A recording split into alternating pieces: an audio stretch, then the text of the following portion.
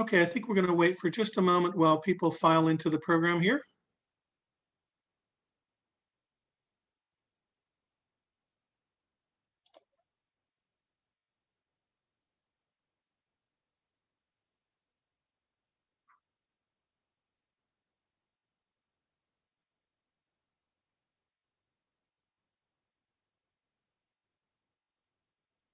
Okay, I think we can get started, and a few more people will be coming along momentarily as people sign into the program. Welcome to the third session in our programs on the problems with and solutions for big tech.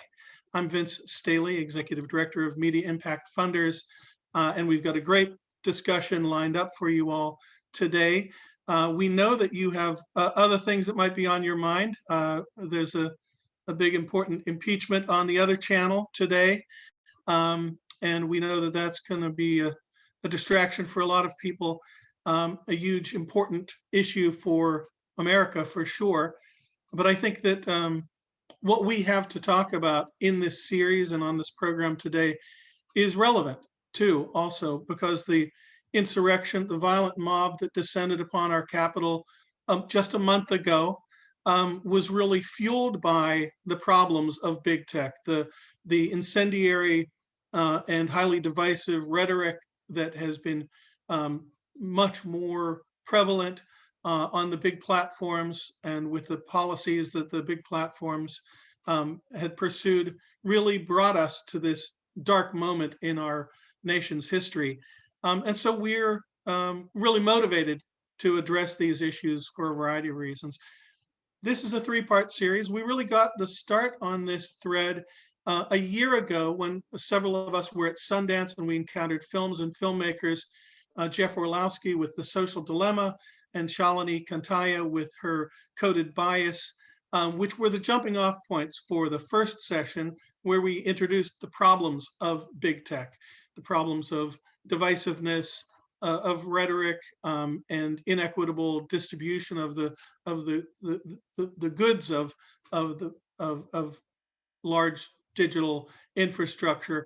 And the second session that we had was really looking at the design, the principles and practices that we could pursue with speakers like Eli Pariser and Kamal Sinclair, looking for solutions. And in this session, we have really several large-scale examples of what is possible and what is actually actual services, platforms and services, products that serve the public interest, that serve public interest with inclusivity and equity. And so we're going to get right to that. We've got great examples of activities that are happening at scale and making it practical for philanthropy to understand that actually we do have the resources that are relevant and sufficient to create important resources for the public interest. And so I'm going to turn to one of the leading funders in this area is Reset, a project with Illuminate. And Alaphia Zoyab is the advocacy director there. She's been our guide, our wise guide through all of these conversations. And I'm going to turn it over to Alaphia for her expert moderation from here. Thank you, Alaphia. Thank you so much, Vince. Before I go to the panel, I'll just say a few words about Reset. We set up last year at the height of the pandemic, and we exist because, essentially we believe that it's time to hit reset on big tech. We're a global organization, very active in key countries with live legislative activity, where we believe there can be viable regulation of these private digital monopolies that have given us the harms of disinformation, hate speech, and polarization. But besides working on public policy, we're also heavily engaged in new technology development, as well as enabling citizen activism to challenge the surveillance commerce business model. As Vince mentioned, our last panel was in fact happening at the exact same time as the insurrection and violence on the US Capitol. So it's great to be here with a panel with people who work for organizations that show us it doesn't have to be this way. So let me start with Aleli, who is the Chief Sustainability Officer at Amara. and then we'll go around to the full panel. We'll start with each of them telling us a little bit about their platforms and what are some of the guardrails that helps to guard against some of the harms that we see in the private digital spaces. So Aleli, starting with you. Thank you, Alaphia. Had to remember the mute button. Hello, everyone. I'd like to start by sharing some stats that might surprise you. Here in the US, according to the most recent census data, there are over 350 languages actively spoken today. Additionally, about 1 in 20 living in the US rate their English proficiency as low or none. Yet most media ignores non-English speaking communities, including delivering vital info on voters' rights, vaccinations, and other critical information. Compounding this challenge is the growing volume of mis and disinformation. Our work at PCF, specifically with Amara, is focused on combating these issues. We do so by ensuring credible, critical information is available in many languages and is delivered to the very communities that are underserved by our current media landscape. So how do we do this? With Amara, which is a technology platform we developed that enables groups of people to work together to translate and disseminate valuable video content and other types of content. There are lots of examples of communities built on Amara, some with over 100,000 members. But given our short time, I'm going to focus on one example, Amplifying Voices, PCF's newest initiative. Amplifying Voices convenes a global group of volunteers on Amara to translate content to and from their native languages, then act as trusted conduits for sharing this content within their own communities. They also provide input and guidance on which content is of greatest value. Here's a concrete example of Amplifying Voices in action. Currently, volunteers are working on translating a video called What the COVID Vaccine Does to Your Body. It briefly, in about 5 minutes, explains the science and efficacy of the new vaccines. It's created by ASAP Science, educators who have collaborated with the likes of NASA, BBC, and National Geographic. This video has over 3 million views on YouTube. It's credible, very easily digestible, and just a great resource overall. However, it is only in English. But thanks to the efforts of Amplifying Voices volunteers, this video now has 26 languages in progress. Once completed, these same volunteers who help to translate the video will make sure it is shared within their own language communities, often communities that face higher COVID risks than others. We launched Amplifying Voices in late 2020.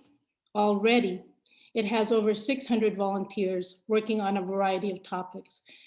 We did share some other video links that we're working on, so please do check those out. And I look forward to answering any questions a little bit later. In the meantime, a few closing thoughts. Many efforts strive to be inclusive, to inform, and to connect.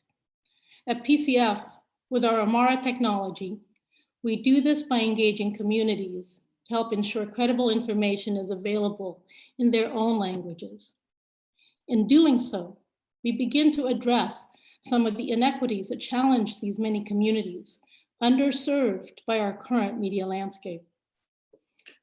With Amara, we have proven efficacy with the many orgs who have built communities using our platform and with initiatives like Amplifying Voices. But we are barely scratching the surface.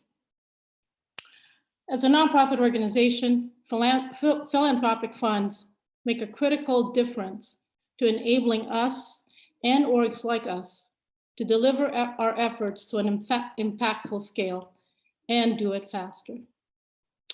Thank you.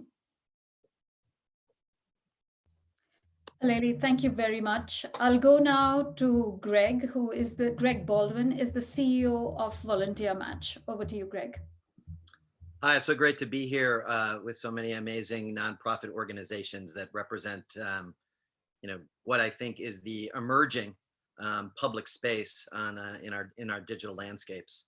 VolunteerMatch is the web's largest volunteer engagement platform, and we are serving the nonprofit sector itself by helping it find the volunteers it needs to advance its important work across all the issue areas, from the environment to mentoring programs to inequality, economic reform, everything.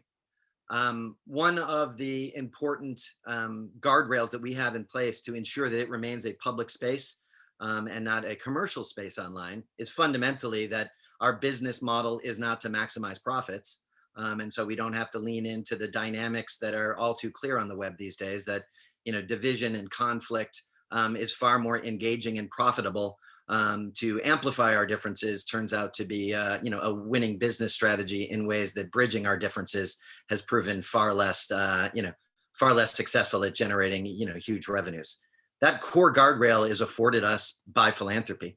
Originally, it gave us a platform that was independent of those forces and allows us to support those organizations who are fighting injustice, fighting inequality, fighting in challenging the status quo in ways that commercial platforms simply, don't have the latitude to really reinforce that in a way that is consistent with the economic expectations of their investors in the marketplace.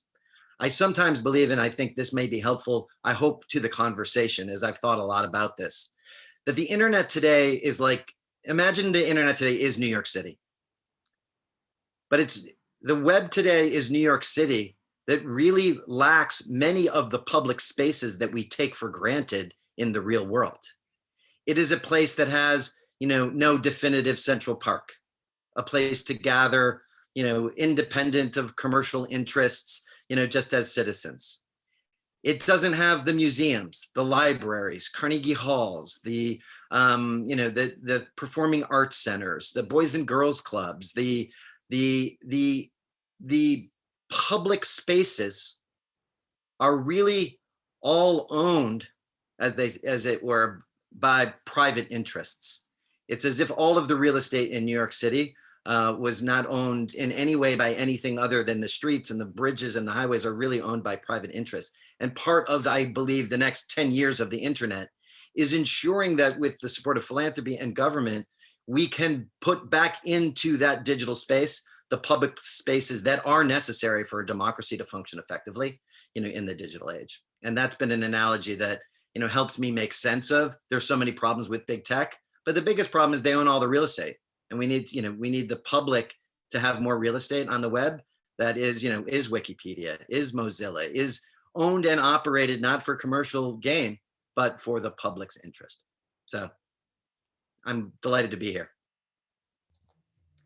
Thank you, Greg. Just love the analogy with the physical space, and all of those private spaces rely so heavily on the Wikipedias of the world.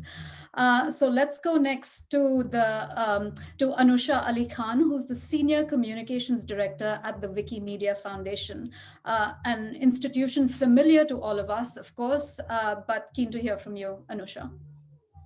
Thanks so much. Hi, everyone. Great to be here. So Wikimedia Foundation is the nonprofit that operates Wikipedia and other free knowledge projects. Wikipedia recently celebrated its 20-year anniversary on January 15th. And some of the news headlines that came out of that coverage were, on its 20th birthday, Wikipedia might be the safest place online, from the Washington Post. The other tech giant, Wikipedia, is 20 and its reputation has never been higher, from The Economist. And what if the web looked more like Wikipedia, from Time magazine. In the Time piece, journalist Alex Fitzpatrick writes, more intriguing than Wikipedia itself was and remains the idea at its core, that the internet can be a place not just for communication and entertainment, but collaboration and truth-seeking. I call that out because while Wikipedia has, in its 20 years, had its struggles, collaboration and truth-seeking have always been deeply embedded in its model. In face of an increasing lack of trust in information sources, echo chambers, and unequal access to information, its success does stand out. Since it was founded in 2001, it's become one of the world's top 10 most visited sites with over 55 million articles in more than 300 languages. It's powered by 250,000 volunteer editors whose single mission is to capture the world's knowledge. No advertising, no profit incentive to push viral content, and no algorithms. What you see on Wikipedia's front page is the same wherever you are in the world. Privacy and transparency are also at its core. Wikipedia doesn't track or target readers or keep their data. Users are anonymous if they want to be, and it ascribes deeply to open internet principles. So anyone, even you, can edit Wikipedia.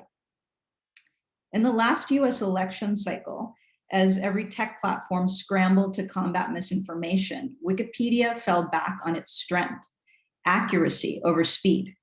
Wikipedia editors don't have the constraint of being first. What they do need to be is patient, relentless, and fair. Yes, everyone can edit Wikipedia, but the site has strong community-determined guidelines. Content must be unbiased and neutral and cited from reliable third-party sources. There are also special safeguards. For the 2020 United States presidential election page, only editors whose accounts were at least 30 days old and had made at least 500 edits could change the article or those of the candidates. In January, hundreds of editors worked on a page for the Capitol riots as well. And as the news unfolded, this led to debates about article details, including the title. Should it be called an insurrection, a protest, or a riot? It was eventually called 2021 Storming of the United States Capitol. That page has now been viewed nearly 2.9 million times and touched by more than 1,000 editors. The magic of Wikipedia is that the more people who edit it, the more quality the article is. That's because changes have to be carefully sourced, and there are constant discussions to ensure a neutral tone and appropriate weight to topics on a page. A 2019 research study by Nature Human Behavior exploring the merits of diverse teams in the context of Wikipedia found that its practice of allowing more viewpoints in was actually an antidote to polarization. Finally, Wikipedia is one of 13 projects, all open source, operated by the Wikimedia Foundation, the nonprofit that was created to ensure Wikipedia's long-term success and protect free knowledge worldwide. While large donors do contribute, we are mainly funded by millions of individual donations, which helps to preserve our operational independence. Our mission of ensuring knowledge equity everywhere informs our nonprofit model, and it is another area that really distinguishes Wikipedia from other platforms. To help us achieve it, we recently launched a universal code of conduct that marks an important step towards creating a public square that is safe and free of the kind of toxic behavior that is endemic of other platforms. I can say more about that later. Thank you. Thank you so much, Anusha. Yes, lots to discuss. But before we do, we have one more panelist, Pham, who is a fellow and co-director of Responsible Computer Science at Mozilla. Kathy, over to you. Hi, everyone. I am really excited to get to share with you all one of the many different projects that we fund at the Mozilla Foundation, working towards a mission of a healthier internet. So the fund that I work on is called the Responsible Computer Science Challenge. This was started about 3 years ago. Our partner funders are Omidyar Network, Schmidt Futures, Craig Newmark Philanthropies, and of course Mozilla. And our theory of change and mission here is to think about the people who are building the technology with the acknowledgement that it takes a lot for movement and a lot for change. Many of us who have studied movement building and change know that and think deeply about that. The one area that we wanted this particularly to focus on were the builders of the technology. And we wanted to try out focusing on folks at the academic undergraduate level, just as they're starting to learn about building technology. So we, within the past few years, we've funded 19 colleges and universities, ranging from community colleges to liberal arts schools, to rural, to city, to large public schools, to Ivy Leagues, and saw what it looked like to have these groups work together to change undergraduate computing curriculum and bring in their partners across history and philosophy and ethics labs and others to really just think critically about what computing curriculum really even is and how to help students understand the ties of algorithms and data and theory to privacy and security and safety and bias, and recognizing that, you know, for years, decades, there have been ethics classes in computing curriculum. You know, I would so often hear, if these computer science and software engineers just took an ethics class in college, things would be better. But they do. It's just there's something wrong with the way we're teaching ethics. And if it's the one class they take right before they graduate, or the fun sidebar class they take as an elective, it's seen as an other, right? It's like we can all go and sit in a lecture and hear about bias and riots and think, oh no, our platforms can't do that. But then as builders, you sit back at your computer and you're writing this code, and tying that together can be quite difficult when you're thinking of what data structure should I use? What kind of if then else statement? What kind of algorithm should I, like, what are all these small decisions I make?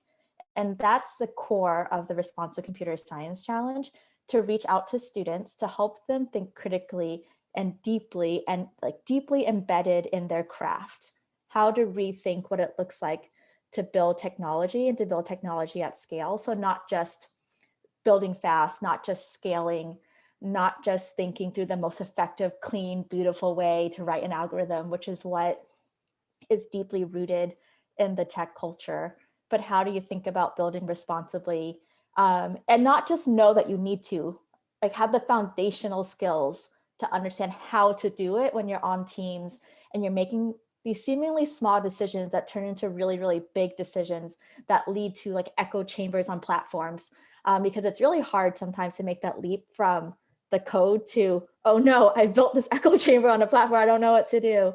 And it's a combination, right, of foundational skills, respecting different disciplines that deeply understand race and history and philosophy and socioeconomic factors and policy, and bring all of that together in the training that we give the people who build technology. So that's one of the few programs that we fund at Mozilla, and we've built a pretty strong community of folks who teach computing or help those who teach computing. Thank you so much, Kathy. Maybe I can start with you with a question for you, but just for the listeners, please throw in your questions into the chat at any point, and I'll make sure to put them to the relevant panelist, or if you'd like to put one to one of them, please name them.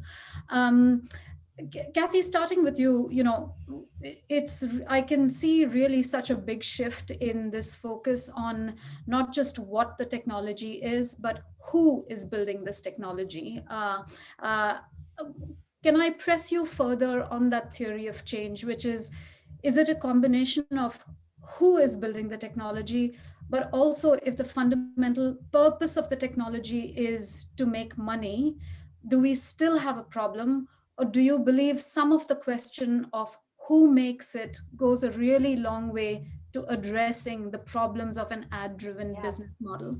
It's all of that, right? It takes so much to get a product out the door. It's the people who build it, the people who define the features, the people who get through the policy, the people who determine the business model, the marketing, all of that combined. And then you build a thing and it has to get through legal, it has to get through leadership, it gets through marketing and business and all of that. And in the ideal world, each of those things line up, right? The people who are building are also lined up with some kind of business model that by definition doesn't end up harming people. And for us, one of the focuses, let's say you have an organization that deeply believes in doing no evil, causing no harm, connecting people, this idealism, which a lot of tech people leave college with, of I'm going to change the world, this deep rooted belief, I'm going to change the world. And for whatever reason, the way you've been trained, how you build something to change the world, even with the best intentions, turns into something because of so many maybe blind spots that leads folks down a path that tends to cause harm because you literally just did not think about it.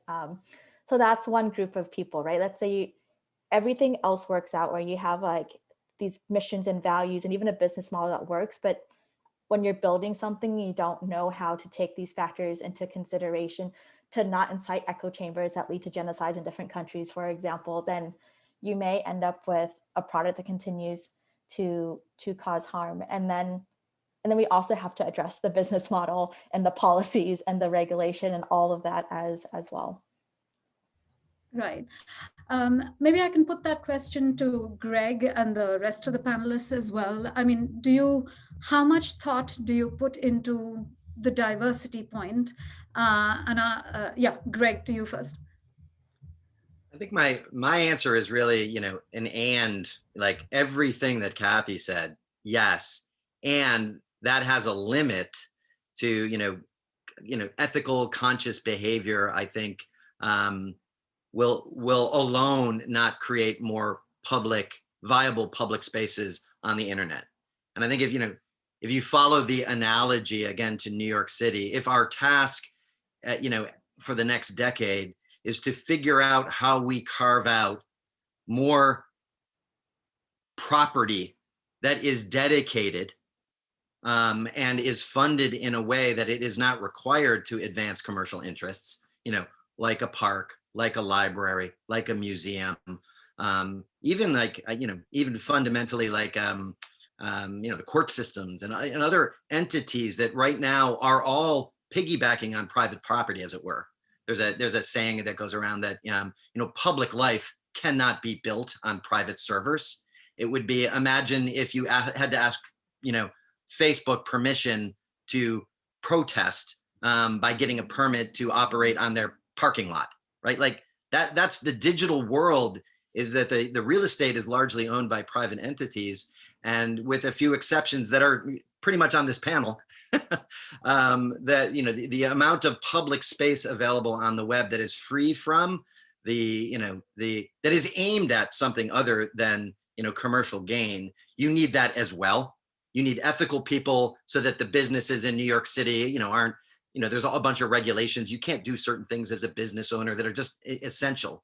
But then there's also something that is very different that healthy communities need. And I do believe that's like, once you see that, you can look at the web and be like, oh, that's why we need philanthropy and government. It's not just to regulate business and get better people, and like that is all necessary. And you need also it's almost like a zoning problem.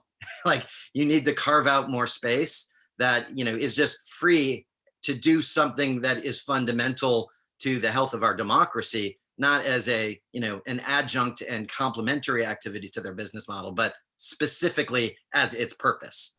A courthouse doesn't have to figure out how to make money, to pay the bills for, to the private servers. There's something different about it. So it's an and for me. Got it. Anusha, there's an amazing article, of course, about 20 years of Wikipedia in The Economist. But I was really struck by one thing in the article right at the end, which said that around 80% of the editors on Wikipedia are men. And they tend to be in Europe and North America. I always say North America. And I recently read a book called Invisible Women, which I highly recommend if you haven't read it. But one of the hypotheses of the book is how much of our thinking, how much of our world is default male, and we just don't sort of know it because it's so invisible, in the sense that we say authors and then we say female authors instead of saying male authors and female authors. So the default thinking is so male that a question is, like, when you've looked at diversity and like who are our editors, is Wikipedia default male, and is there a conversation about that? And yeah, tell us more about that. Absolutely. I definitely hope it's not default male. I will say that. In my intro, I referenced that we've definitely had our struggles. However, lots of folks are now taking notice of the effort that we have made, in particular in the equity sphere as well. Our 2030 strategy, which is essentially a roadmap for where we want to be in 2030, has two pillars, one of which is knowledge equity. We understand that as an organization, we cannot fulfill our mission to deliver the sum of human knowledge to everyone if it does not reflect the world. Wikipedia itself is, of course, a reflection of the world and the world's biases as well. One of the constraints that we have often is that because everything on Wikipedia has to be well sourced, if a woman scientist has not been written about in other publications, then it's harder to actually find a source when you are creating an article about her. However, we have tremendous efforts that are being launched by volunteer initiatives. One of them is called Women in Red. Another one is called Wikigap. And they are working extremely hard to close the gender gap on Wikipedia in particular. We also have corresponding efforts like AfroCrowd that is specifically focused on where are the gaps in history of POCs and in particular Black people. So are we representing their history correctly? Is there a gap in how they're represented on the platform, which the answer is yes. They're trying to basically close those gaps. We've made it a huge part of the organizational goals. And to your earlier question, even on product, we also know that our product development has to take into account the social context around language in order to be truly multilingual, in order to be a truly multilingual source of knowledge for all people. I mentioned that Wikipedia is available in 300 languages. That's actually more than any other tech platform.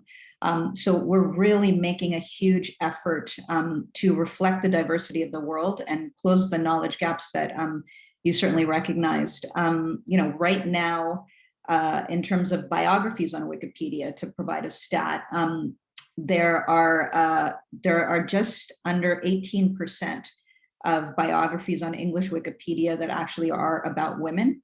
The remainder is about men, and we're really trying to close those gaps as we speak. We've made headway in that regard in the last year, and that representation is going to go up further based on some of the initiatives that we have planned into the future. Thanks, Anusha. There are two questions from the audience, but before I come to them, Aleli, to you about whether you have any, do you actively track who are the individuals engaged in the translation projects, just because the nature of the internet and who has access to it is still so inequitable. So curious to know about your efforts. Yeah, thanks, Alaphia. That's one of the things that I think we're super proud of, is that it's that engagement, of really close engagement, because of our collaboration model that's built into our platform. So in the case of Amplifying Voices, which I shared with you guys, people apply, volunteers apply. So, we know who they are, and then they're within the platform, you are given roles. And so that's how you become like that trusted resource and a trusted conduit. We actually engage with the community, people to people, if that helps. They're not anonymous, is what I'm trying to say. Got it. Thank you. One just data point to share to finish this thought on VolunteerMatch as just an interesting, counter example to the male-dominated web. For 20 years, VolunteerMatch is, at this point, 15 million users a year that come through the public website, volunteermatch.org. 70+% of them have been female, women. There's a question from Indira Martinez. I think some of her question was addressed in the opening comments, but it's good to speak about it specifically.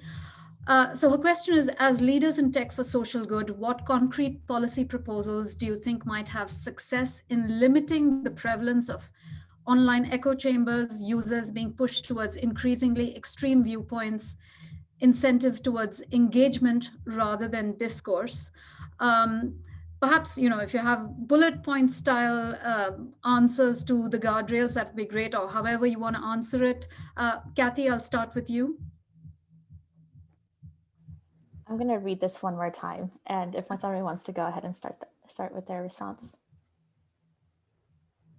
Aleli, do you want to start? Sure. The way that I read this, it's such a great question. Thank you. For us, it's something that we are very aware of. That's why we don't have that kind of anonymity, and we build in the engagement. For orgs like us and for this viewership, I would really want to encourage people that there are a lot of people who want to volunteer out there. So you can choose to get involved in Wikipedia and do good, or you can listen to all the things that are going on and get involved in QAnon. I know this sounds like maybe such a blanket answer, but really feel like if there are more places where people can volunteer, can congregate, can be in part of a community that is doing good versus getting into some kind of conspiracy theory, there's just not enough of these out there. That's sort of, it's like that balance would be helpful in tilting the scale.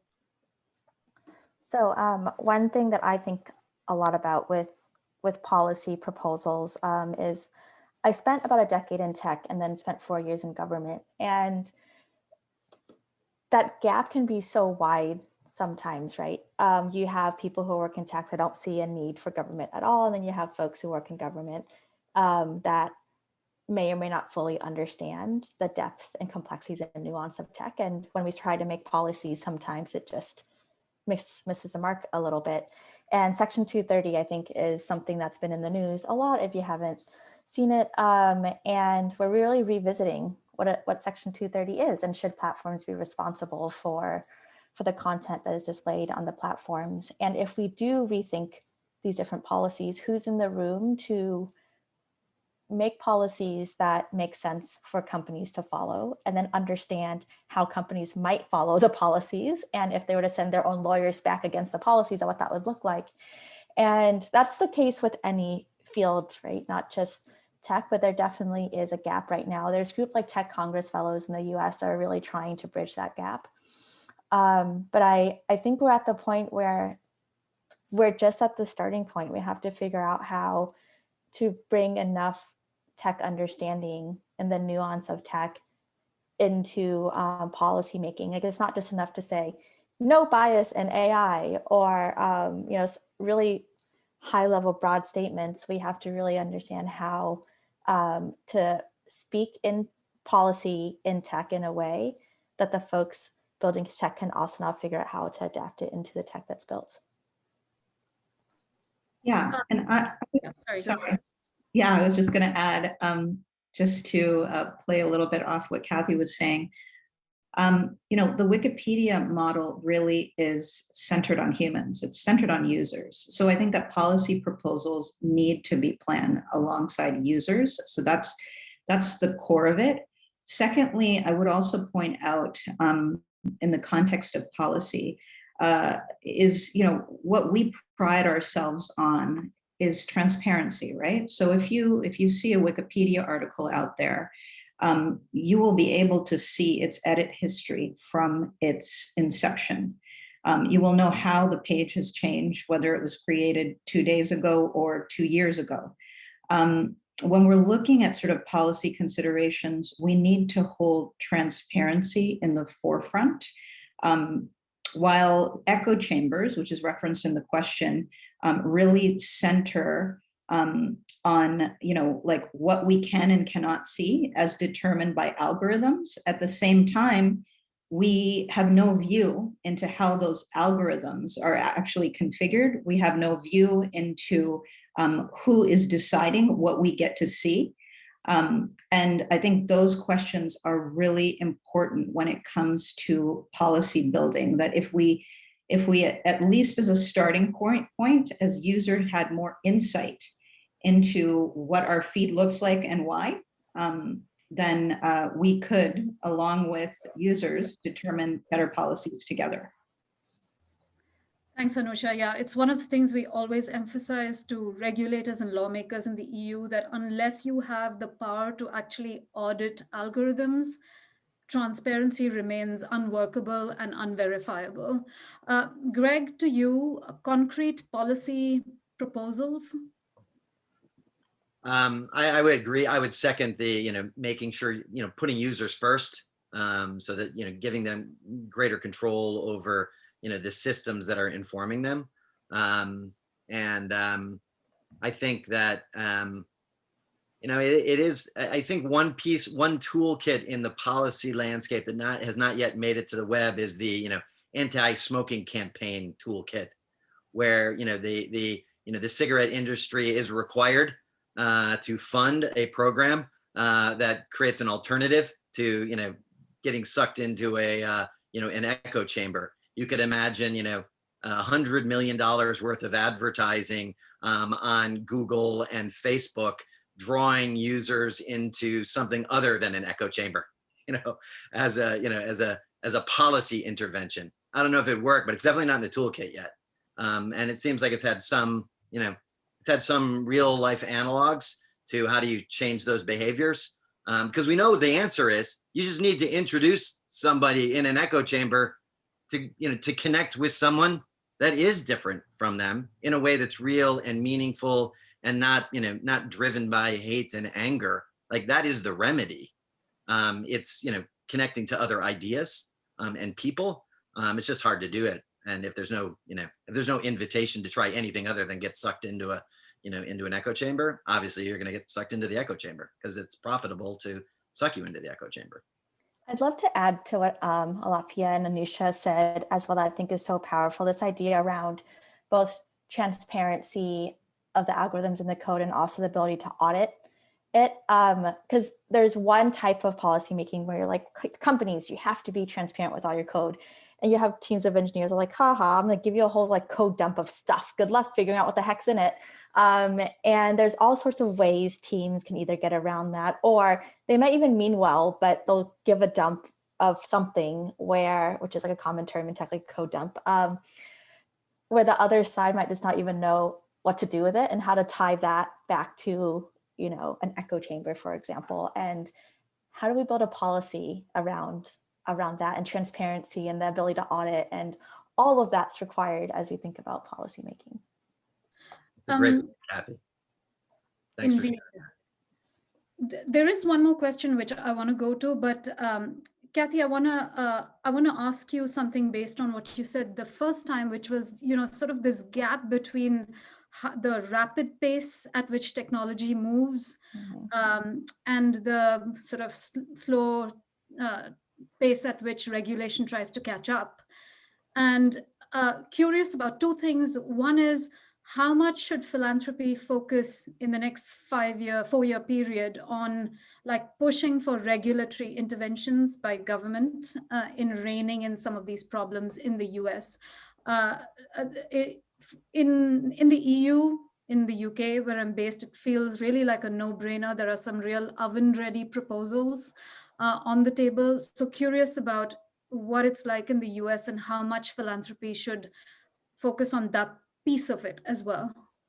Yeah, I think any nonprofit like Mozilla, for example, that does any kind of activism and tech work, if you look at a lot of the things we fund, there's some level of activism there, right? To promote a healthier internet, lots of different ways and how people interpret that. And I think to some extent, even if it's indirect, lots of philanthropies should think about ways to impact or influence policymaking, whether it's directly going to DC or advising various folks who are policymakers. There's so many paths into that. And so I don't know if we necessarily need to make it our sole purpose, or we become like lobbyists in DC where our job is to do that. But I do think that as nonprofits that fund fellowships and grants and build communities, we have these breadth of, I think of all the fellows and grantees that we have at Mozilla, we have such a breadth of people around the world that can really inform and push what the next AI guidelines, or some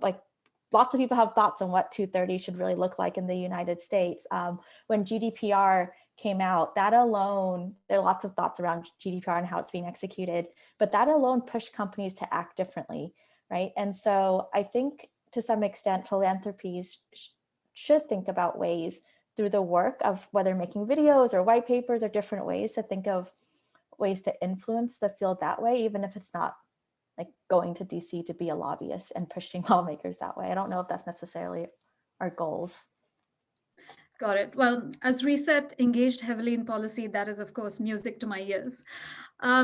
There's another question about legal support. So the question is, what sort of legal support do you draw on, and how much of that do you pay for versus partner with law firms for pro bono services? What have recent legal fights entailed? It sounds like Greg really wants to jump in on that.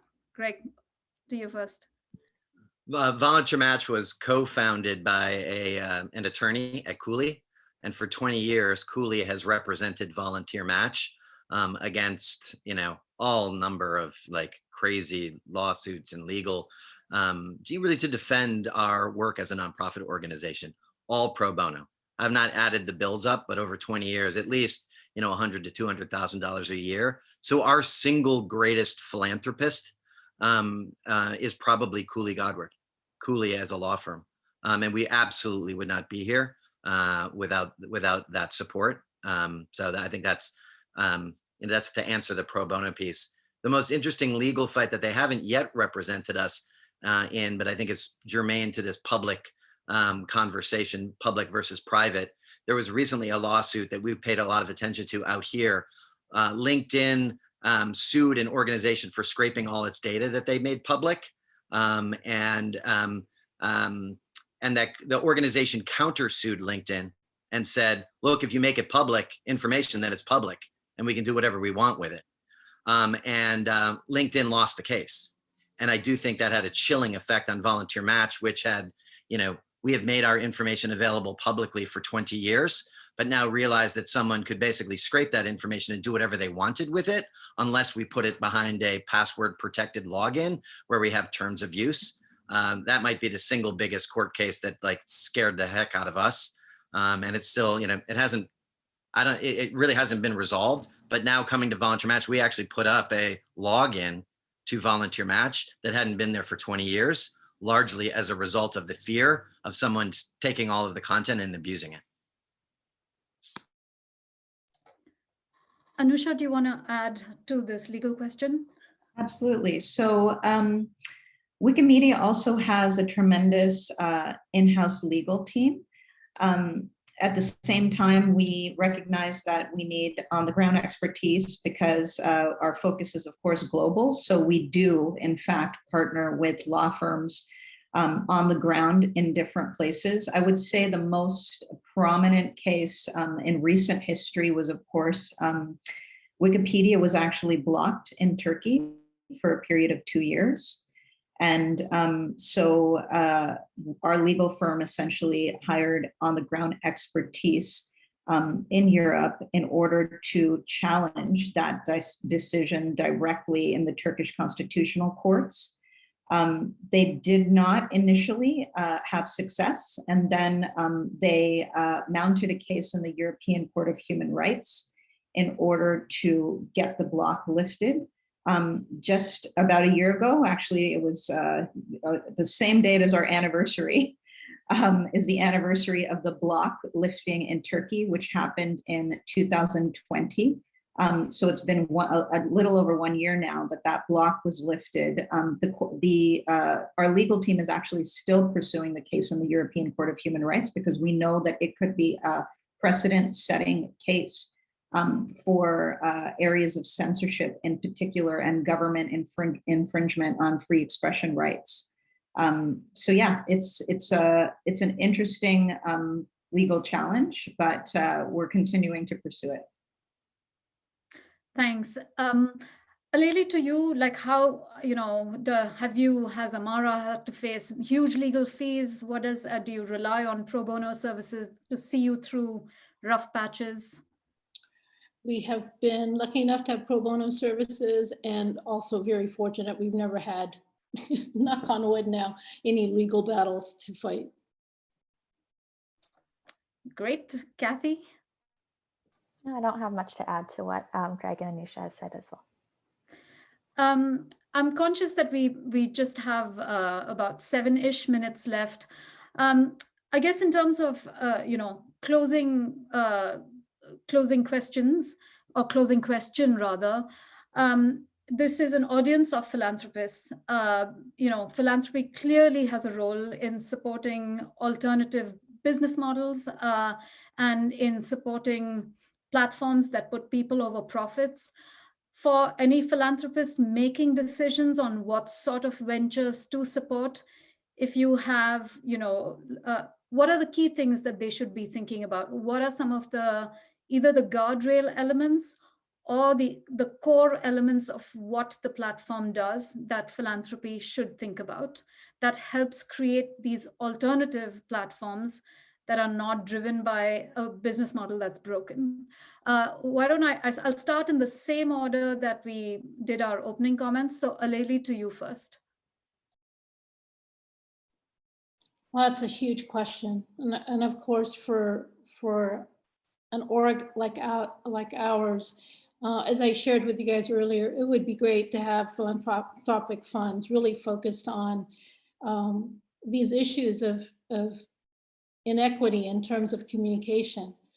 So many people left out of getting information they need, getting information that would enrich their lives, some very critical information, like I shared with you earlier. There's just not enough funding when it comes to, look at how long has it been that almost all media that you see here in the States is in English, and there are 350 languages spoken, actively spoken here, just here alone. And this goes for the rest of the world too. We've talked to the EU about this very same thing. I hope that more philanthropy will come and really support this kind of effort, because there are a lot of underserved communities out there when it comes to media and access to media. Thank you. So move away from default English for sure.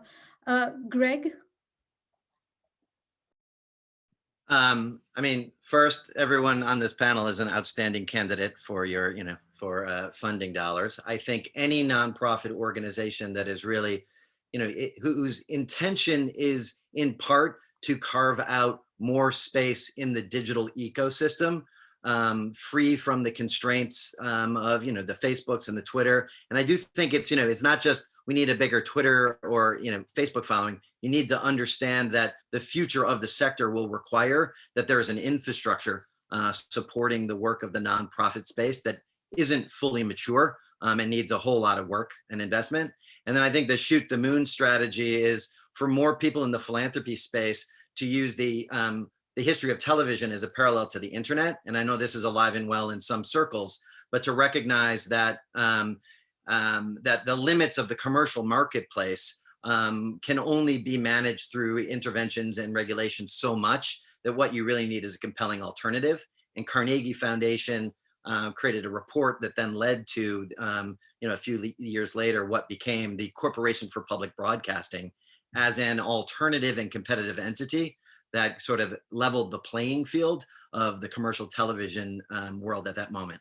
And I do think that's a big idea that's out there. And if you're really serious, I think, finding connections to understand more about what that could mean and how not to, how to really make something like that happen without repeating the same mistakes of, that PBS is living with right now. Take it to a different level.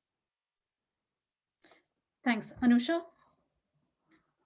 Yeah, absolutely. I guess I would end on the note that, Wikipedia really is essentially human at its core. I think I said that, but I do want to emphasize it because decisions are made by people, but not any one person. And its content moderation model allows for these decisions to be both transparent and constantly vetted, which that sets up a deep accountability with its users. So I think that that's something that philanthropists should definitely focus on.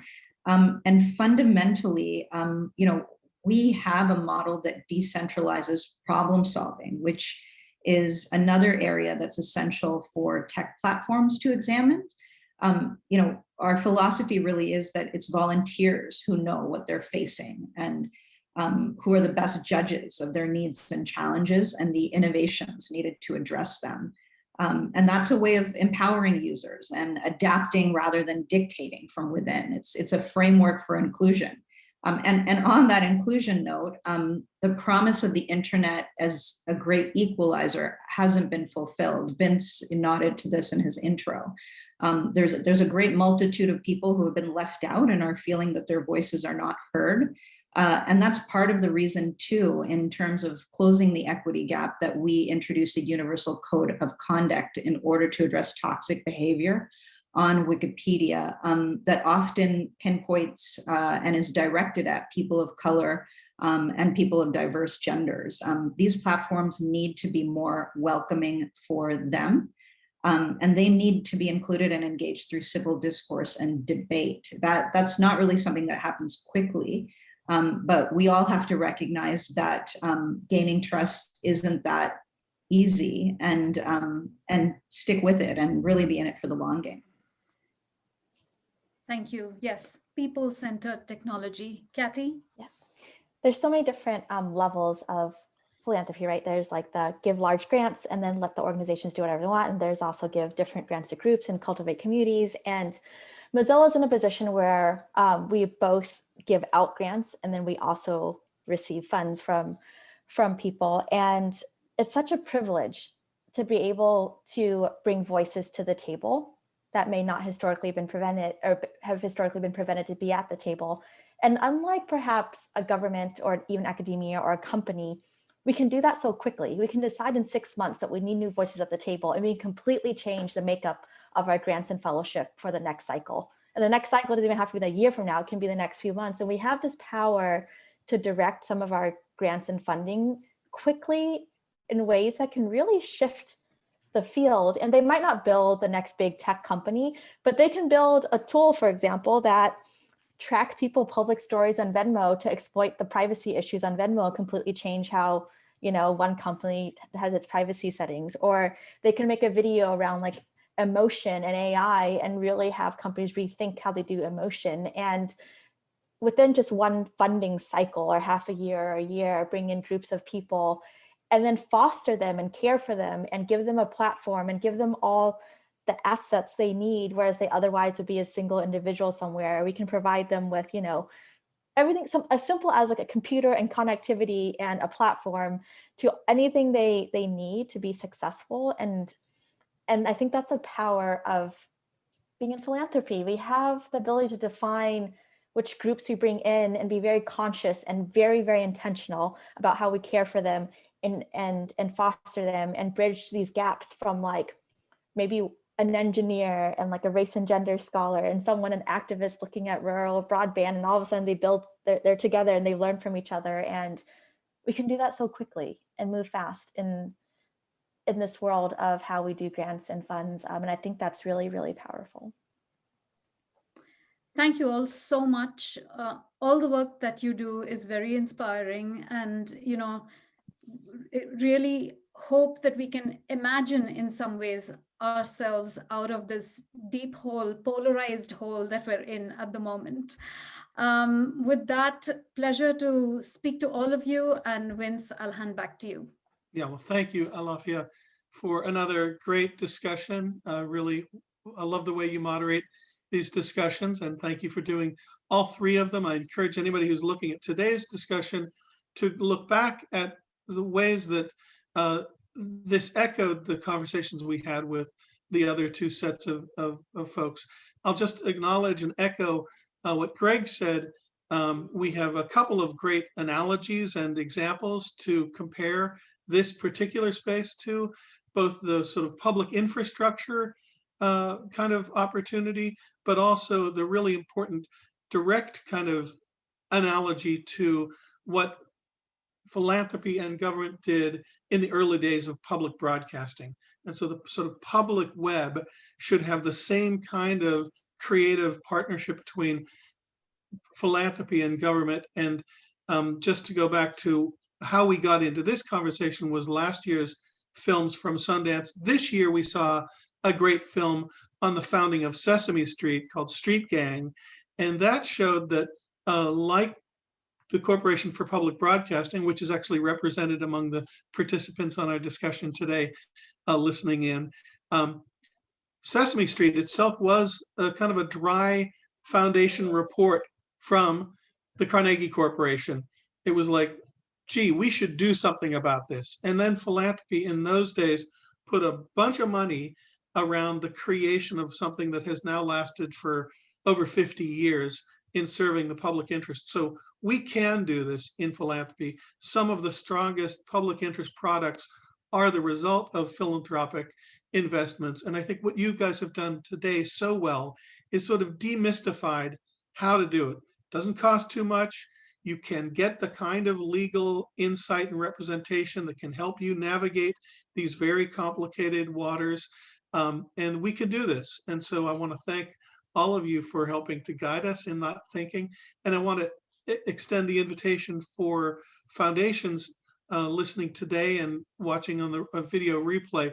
We're going to convene an informal discussion group on March 24th without hearing from any additional projects or spokesmen for projects, but just to invite funders to compare notes on what they see as opportunities for funding, maybe other projects that they're funding, but just an informal gathering to sort of see, okay, now that we've had these great conversations, what can we do together going forward? So I want to thank you for informing us in that, and stay tuned for more information about that session as well. Thank you all.